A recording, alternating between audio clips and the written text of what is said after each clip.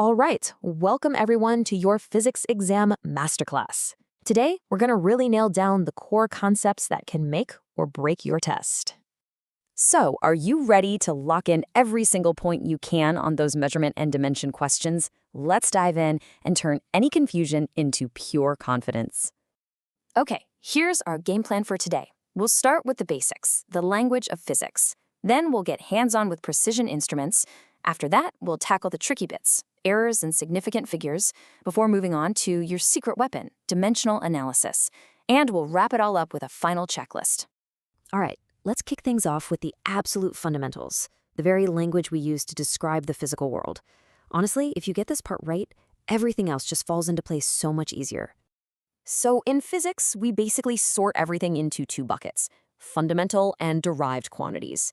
Think of fundamental ones, like mass, length, and time, as the basic Lego bricks.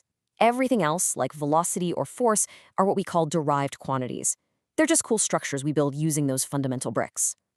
Now, this might just look like a history table, but it's actually super important. It shows how we went from all these different, confusing systems to the one we all use today, the SI system. This is a game changer because it means scientists anywhere in the world can understand each other's work perfectly, with no confusion. Okay, theory is great, but let's get our hands dirty. We're moving on to the practical skills, how to actually use the high-precision instruments you're going to see in the lab and, yep, on your exam. This is where theory meets reality. I know, the Vernier caliper can look a little intimidating at first, but trust me, it's a simple three-step dance. First, you get your main reading, the big number off the main scale. Step 2, you look for that one single line on the little sliding scale that lines up perfectly with a line above it. And finally, you just plug those numbers into the formula. That's it. All right, let's put that into practice with a real example. So you look at the main scale and you see it's just past 5.3 centimeters. Then you scan the little Vernier scale and boom, the 7th line is the one that lines up perfectly. So you take that 7, multiply it by the Vernier constant, which is usually on the tool itself, and add it to your main reading. You get a final precise measurement of 5.37 centimeters. The screw gauge takes things a step further. It's even more precise, perfect for measuring something really small, like the thickness of a piece of paper or a wire. And guess what? The process is almost identical. You get your main reading from the linear scale and then add the reading from the rotating circular scale times its least count. Okay, check this out. Our linear scale gives us 2.5 millimeters. Then we spin the dial and see the 20th mark on the circular scale lines up. We multiply that 20 by the least count, add it up, and you get 2.70 millimeters. And hey, pay attention to that last zero. That's not just for show. It's a significant figure, and it tells us exactly how precise our measurement is. Okay, let's talk about something where so many students trip up and lose easy points: handling errors and significant figures correctly. Remember, your final answer can only be as good as your least precise measurement, and following these rules makes sure you're not faking it. So when it comes to errors, you've got two main culprits. Think of systematic errors as a faulty measuring tape that's always off by an inch. It's a consistent, predictable problem you have to fix. Random errors, on the other hand, are like a shaky hand or a sudden breeze. They're unpredictable flukes, but you can minimize them by taking more measurements. So how do we actually put a number on our error? That's where percentage error comes in. It's a really simple 3-step calculation to see just how close or how far your measurement was from the real deal. It gives you a clear picture of your experiment's accuracy. You absolutely have to burn these two rules into your brain. They are non-negotiable. When you add or subtract, it's all about the decimal places. Your answer can't be more precise than your least precise number. But when you multiply or divide, you look at the total number of significant figures, and your answer matches the number with the fewest.